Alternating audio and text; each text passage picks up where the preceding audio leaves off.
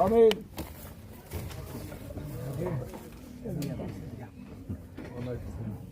Gloire à Dieu, alléluia. Nous sommes bien ici, alléluia. Qu'est-ce que c'est bon d'être dans la présence de Dieu. C'est vrai que pour certaines personnes, par habitude, ils viennent à la réunion et on écoute les chants, les témoignages, les cantiques, les vies transformées. Mais dans la réalité, pour certaines personnes, c'est un point d'interrogation. Qu'est-ce que c'est réellement vrai? Qu'est-ce qu'ils disent, ces gens-là? Et pourtant, l'évangile, c'est une bonne nouvelle. Ça fait 2000 ans que l'évangile est annoncé. Ça fait 2000 ans que le Seigneur, quand il était sur la terre des hommes, l'a dit à ses serviteurs d'aller par tout le monde et de prêcher la bonne nouvelle à toute la création.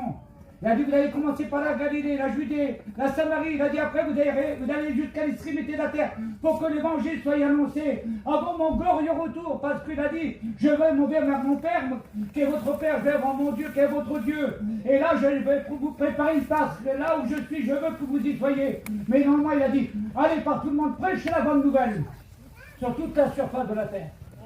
L'évangile est annoncé dans le monde entier aujourd'hui. Il n'y a pas un pays qui n'a pas été annoncé, l'évangile, la bonne nouvelle. Dans toutes les situations, l'évangile est annoncé. L'évangile, c'est une bonne nouvelle. Dans le monde, on écoute des mauvaises nouvelles, beaucoup de mauvaises nouvelles.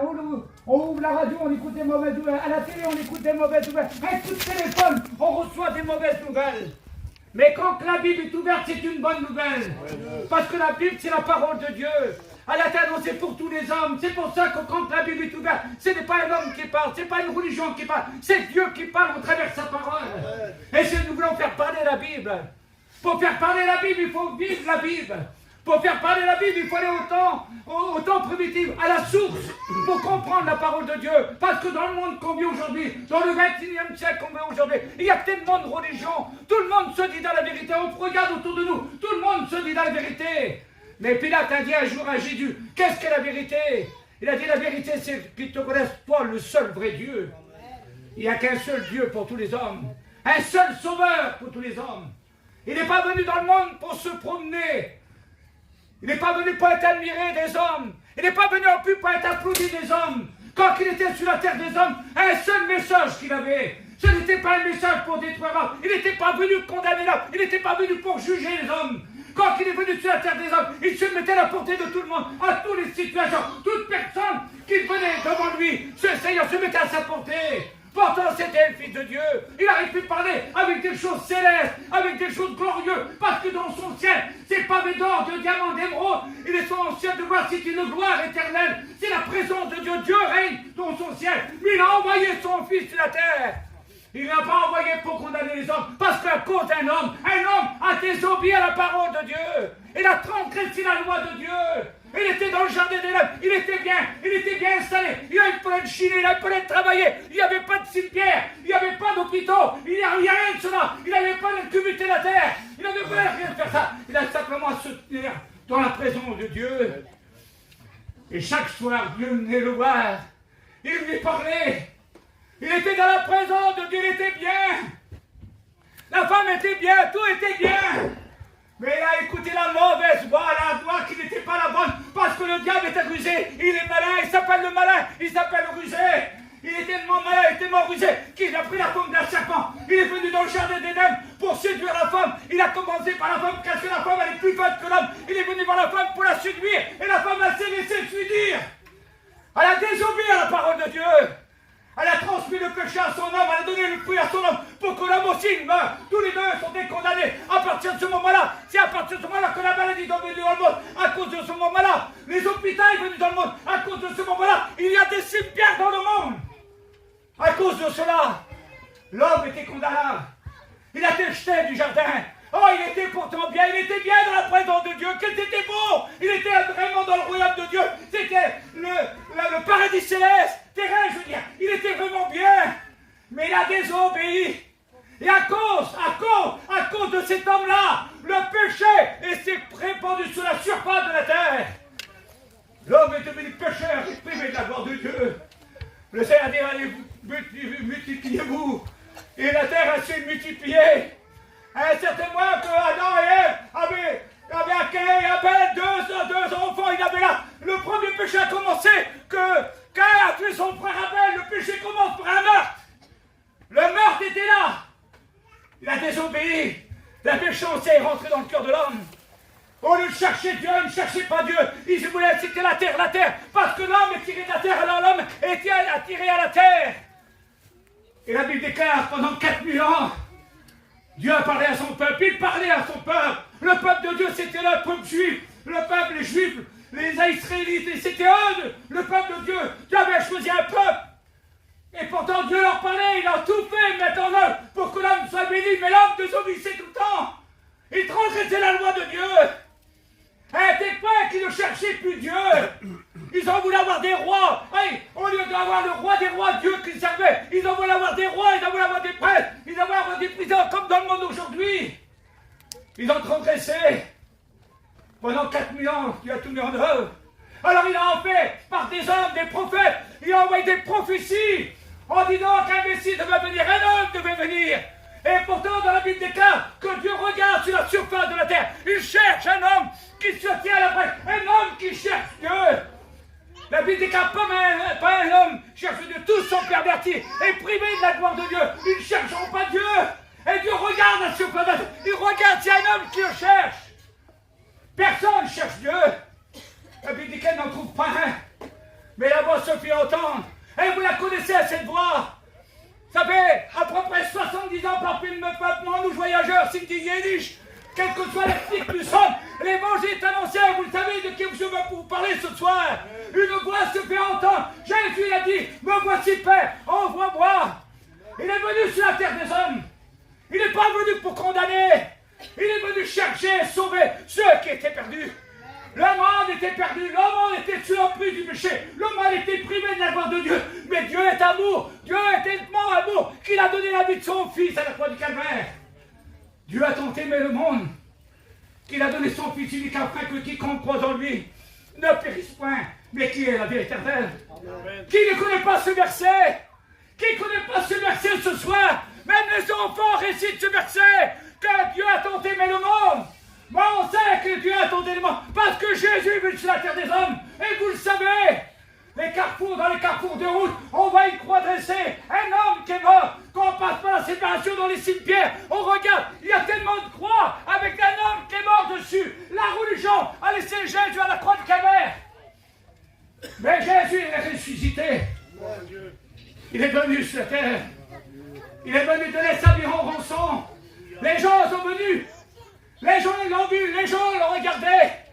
Les gens étaient stupéfaits de son message, parce que son message, c'était pas un message de serviteur de Dieu, c'était pas un message de scribes et de pharisiens de l'époque. Son message était différent des autres. Parce que quand Jésus parle, il se passe toujours quelque chose. Il est venu apporter la paix dans le monde. Il a dit, je vous donne ma paix, pas comme le monde la donne. Moi, Jésus, il a dit, je vous donne ma paix. Je vous donne ma paix, pas comme le monde la donne. On l'a remarqué ce soir. Les frères l'ont dit ce soir. Ils cherchaient la paix dans le monde. Dans la drogue, dans l'alcool, dans les amusements. Les gens cherchaient la paix. On ne l'a pas trouvé dans le monde. On ne trouve pas la paix dans le monde. Bien au contraire. Parce que plus qu'on rentre dans le monde, plus qu'on s'oppose dans le monde, plus qu'on est embourbié. On est dans la misère jusqu'au cou. On n'arrive pas à s'en sortir. Comme les gens que j'écoutais, on n'arrivait pas à s'en sortir. Ils croyaient de gagner le monde. Mais la Bible déclare, à quoi servirait-il un homme de gagner le monde s'il perdait son âme? On peut essayer de réussir dans le monde. Mais le monde te donne il prend plus qu'il t'a donné. On l'a remarqué, on l'a vu, on l'a vécu. On sait qu'est-ce que le monde nous donne. Le monde, c'est de la poison. Le monde, on dirait que c'est du miel. Quand on le prend, c'est du miel au palais. Et certainement, c'est du gravier. On s'aperçoit que c'est pas bon. Mais il est trop tard pour certains. Beaucoup trop tard. Mais Jésus est venu libérer les captifs. Amen. Le diable, il rend les hommes captifs. Il rend les femmes captifs. Mais Jésus est venu libérer les captifs. Amen. Il a dit, je vous annonce une bonne nouvelle. Oh, quelle beauté, Seigneur. Il dit dans la Bible de David, je vous annonce une bonne nouvelle. Celui qui doit naître, c'est le Messie, Jésus de Nazareth. Il était dans un mangeoire. Il n'était pas à l'hôtellerie, il n'était pas aux 3 étoiles ou 4 étoiles, 5 étoiles. Il était dans une étape. On l'a mis dans un mangeoire, où les animaux se nourrissaient. Le pain de vie. Jésus, putain, il a dit, je suis le pain de vie. Il est venu nourrir le peuple. Son message, c'était un message extraordinaire. Quel beau message qu'il avait. Un message de délivrance. C'est le même message ce soir. Ce message, c'est la Bible. Le message ce soir, c'est un message de délivrance. Il délivre les captifs. Si tu es captif ce soir, Jésus peut te libérer. Mais le plus important, mes amis, c'est que ton âme a du prix. À quel prix ton âme coûte? Est-ce que c'est pas de l'or et de l'argent, dit le Seigneur, que ton âme peut être rachetée? C'est pas de l'or ni de l'argent. On ne peut pas se racheter. Personne ne peut se racheter. Dans le monde qu'on vit aujourd'hui, ils font des pèlerinages, ils font des kilomètres sur les genoux. Ils essaient de se libérer de leurs péchés. Ils essaient de s'en sortir par eux-mêmes, mais ils sont trompés. Parce que ce n'est pas le véritable chemin. Le chemin de la religion ne sauve pas, mes amis. celui qui sauve, il s'appelle Jésus. Jésus n'a-t-il pas dit dans sa parole, je suis le chemin, je suis la vérité et la vie. Nul ne vient au Père que par moi. Il faut passer par ce chemin-là. On ne peut pas passer par ailleurs. Ne cherchons pas de détour. Le Seigneur leur disait toujours, je suis la porte, Jean au chapitre 9, Jean au chapitre 10 et au verset 9, il dit, je suis la porte, celui qui rentre par moi à la vie éternelle, celui qui passe par ailleurs est un voleur et un brigand, et les voleurs et les brigands ne rentrent pas dans le ciel. On ne passe pas par ailleurs. On n'essaie pas de s'arranger. Trop de gens, ils essaient de rarranger leur vie spirituelle. Il y a trop de gens, ils veulent s'arranger pour aller au ciel. Mais mec, que tu t'arranges ce soir, tu ne peux pas rentrer au ciel. On ne s'arrange pas. On vient tel qu'on est. Il a dit, venez. Venez, vous tous qui êtes fatigués et chargés. Moi, Jésus, je vous donne du repos. Quand il était là sur la terre, les gens le regardaient. Même Jean-Baptiste, il a dit, regardez celui qui passe là. Celui qui passe, c'est l'agneau de Dieu qui ôte le péché du monde. Quelle beauté, Seigneur. Il est venu ôter le péché. Alors, transmis le péché à l'homme. L'homme est pécheur, privé de la gloire de Dieu. Il était séparé de la présence de Dieu. Mais Jésus est venu réconcilier l'homme avec Dieu. Amen. C'est pour ça qu'il écrit dans la Timothée de Saint, je suis un médiateur entre Dieu et les hommes. Amen. Un seul médiateur. Il n'a pas dit deux médiateurs. Il n'a pas dit trois médiateurs. Il y a un seul médiateur entre Dieu et les hommes. C'est Jésus. Jésus, le Fils de Dieu. Dans l'épître de Jean, au chapitre 1 et au verset 8, il dit que le sang de Jésus, il nous purifie de tout péché. Il a payé. À quel prix? À la croix du calvaire. Il était là à l'agonie. Les gens se sont moqués de lui. Ils riaient de lui. Il a dit, si tu es le Fils de Dieu, descends de ta croix, sauve-toi. Et sommes-nous? On se moquait de lui. Jésus aurait pu dire, mais Père, brise-les, consume-les. Il avait le pouvoir de le faire. Parce qu'il l'a dit, Jésus. J'ai reçu tout pouvoir dans le ciel et sur la terre. Amen. Un mot de Jésus. La terre a été réduite à sec. Mais il a dit, Jésus, sur la croix du calvaire, Père, pardonne-leur. Amen. Car ils ne savent pas ce qu'ils font. Parce que s'il avait réalisé ce qu'il faisait, il n'aurait pas fait. Et ce soir, tu ne sais pas ce que tu fais. Tu ne vois pas ta vie comment tu la vis ce soir. Oh, tu es là, tu es un homme religieux, tu es là, dans la présence de Dieu. Tu regardes et tu regardes autour de toi.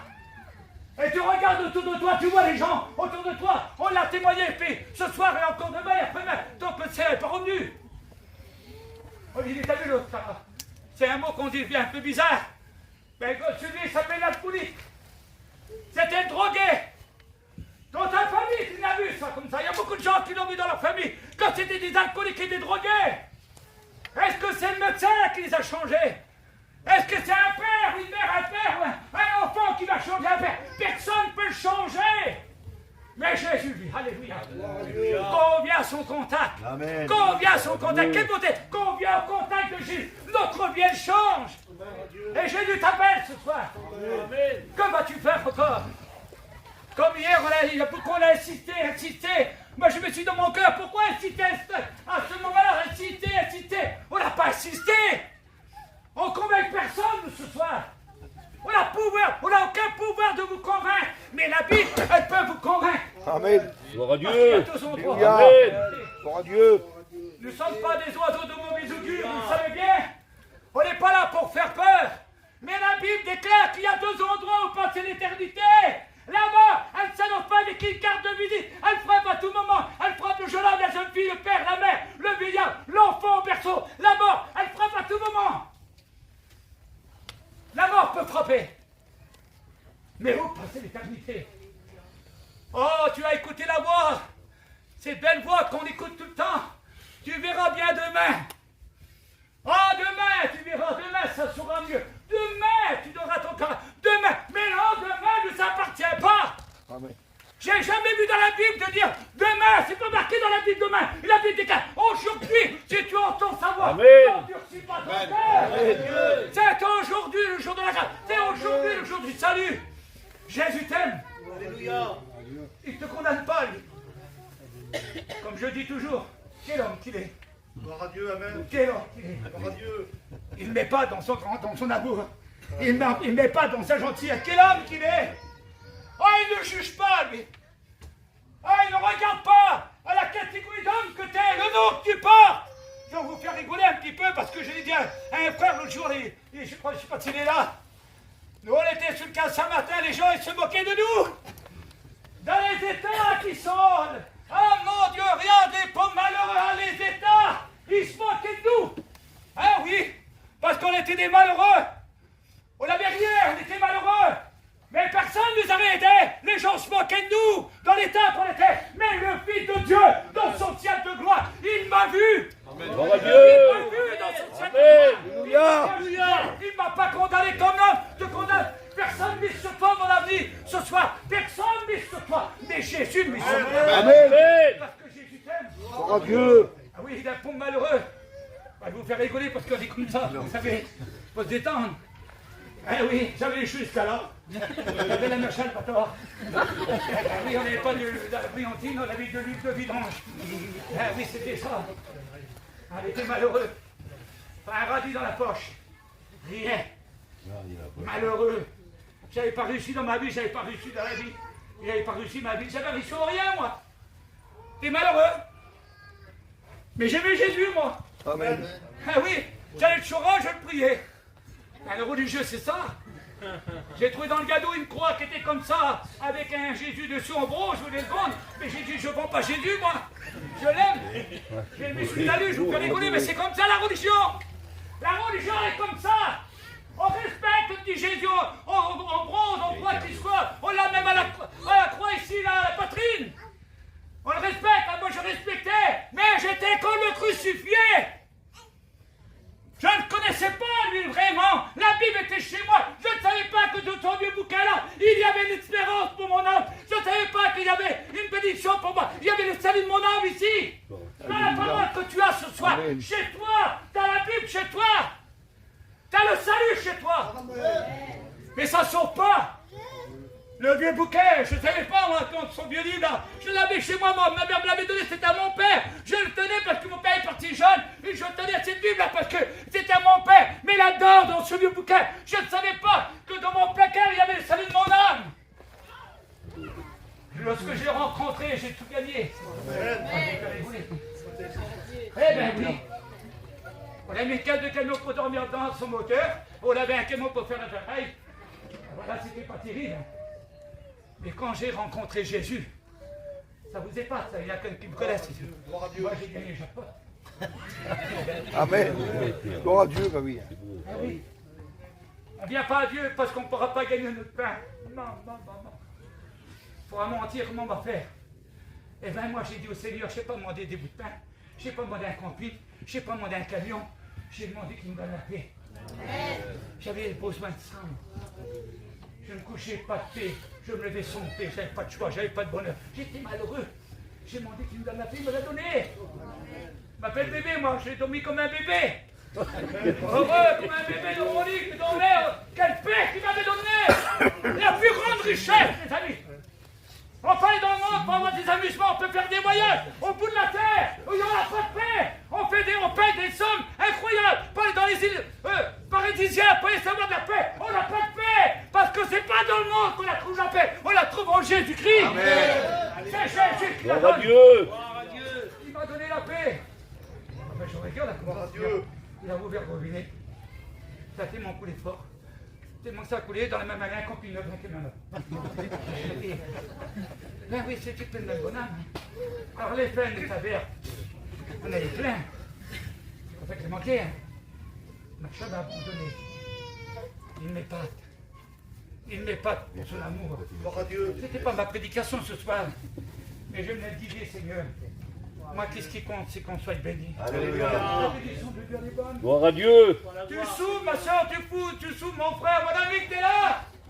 Tu fréquentes les réunions, tu viens à la réunion, mais ta vie, comment elle est? Parce qu'elle est marquée dans la parole de Dieu, dans le livre de l'Apocalypse. Il est marqué que les noms des chrétiens sont inscrits.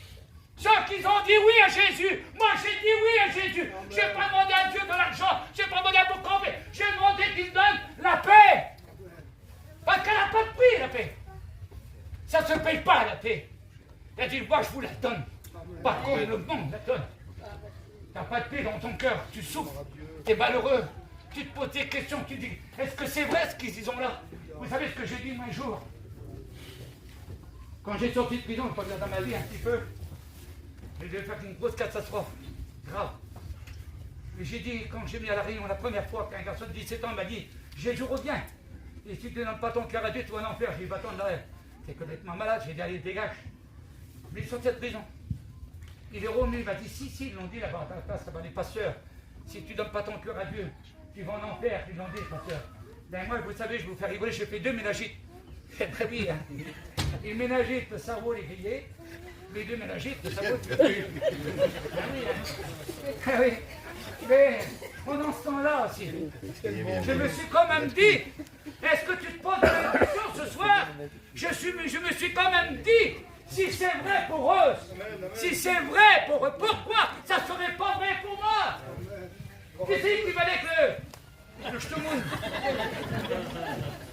Qui c'est qui va y aller? Il faut dire la vérité. Quand on parle du Shtemoun, tout le monde se casse. Je le dis comme ça, je vais vous faire rigoler. Mais ça serait même bien que l'ennemi là, qui vient vous agacer un petit peu, vous comprendrez peut-être mieux. Vous viendrez plus vite à l'évangile. Parce que l'ennemi de notre âme, il ne nous aime pas. Il ne nous aime pas. Il a juré notre Père. Il est mauvais. Il nous accuse. Il va devant le trône de Dieu, il se moque de nous. Il ne veut pas qu'on soit sauvés. Mais Jésus a intercédé auprès de son Père. Il a dit, c'est mon Père, protège-les, c'est moi qui ai payé pour eux. Jésus a payé pour toi, mon ami, ce soir. Il a donné sa vie à la croix du Calvaire. Il était à l'agonie. Un homme qui a souffert. Vous étiez dévisagé. Son dos a été labouré. Je ne sais pas si tu réalises l'importance ce soir pour que tu sois sauvé. Amen. Il a payé de sa vie. Il n'a pas jugé, il n'a pas condamné. Il a dit toujours, venez, Père, pardonne-leur. Quels savent petits fruits qu'ils font. Vous, je vais les attirer à moi. Il nous attire. Ça fait 2000 ans qu'il nous attire à lui. Et ce soir encore, il s'attire à lui. On baisse la tête, s'il vous plaît. Amen. Dieu. Dieu est bon. Et l'homme qui est Jésus. Moi, j'ai toujours dit qu'il n'est pas. Gloire à Dieu. La gentillesse du Seigneur. Dieu est bon, mes amis. Dieu est bon. Oh, tu te sens abandonné, tu te sens délaissé, tu te sens seul. Tu es découragé, angoissé. Tu te dis comment je peux m'en sortir. C'est trop dur pour moi, j'y arrive pas. Ah, toi la gloire. Je vais être sauvé, j'y arrive Dieu. pas. Je vais être béni, j'y arrive pas. Mais le Seigneur a dit, si un malheureux crie, l'Éternel l'entend. Et le libère de toutes ses frayeurs. Gloire à Dieu. Alors, Gloire à Dieu. Ce soir, pendant que nous avons la tête baissée. Gloire à Dieu.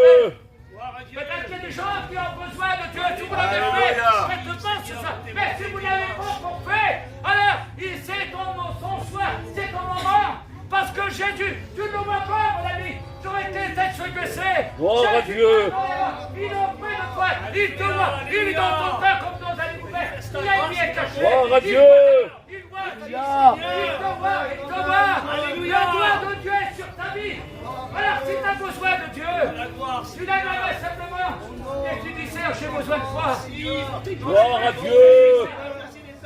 À toi la gloire. Vous savez, ça ne sert à rien. Va te faire de ta place. Mais si tu as y a-t-il une deuxième personne qui a besoin de la grâce de Dieu? Le Seigneur t'aime ce soir. Y a-t-il une personne? Gloire à Dieu. Nous sommes dans sa présence. Gloire à Il Dieu. ne te juge pas. Allez, vite ton âme et dis que c'est pas pour toi, c'est un menteur. Le diable est un menteur. Mais Jésus t'aime. Amen. Deuxième personne. Gloire à Dieu. Seigneur. Mais si tu as besoin de Jésus, tu lèves la main et tu la remets. Il va prier pour toi. Y a-t-il une deuxième personne? Gloire à Dieu. Gloire à Dieu. Jésus est vivant ce soir. Alléluia. Dieu est bon. Alléluia. Viens de nous, viens prier de nous. Restez dans la présence de Dieu. Que Dieu soit glorifié. Restez dans la présence de Dieu. Dieu est bon ce soir. On prie le Seigneur ensemble, on ferme nos yeux quelques instants. On se place devant lui, il est présent, il est au milieu de nous. C'est pas que des mots ce que nous avons entendu ce soir. C'est pas qu'une belle histoire, non, mais c'est vrai, plus qu'à jamais, c'est vrai. Il est présent, il est au milieu de nous. Celui qui est capable de changer nos situations, de faire ce que nous sommes aujourd'hui. Si aujourd'hui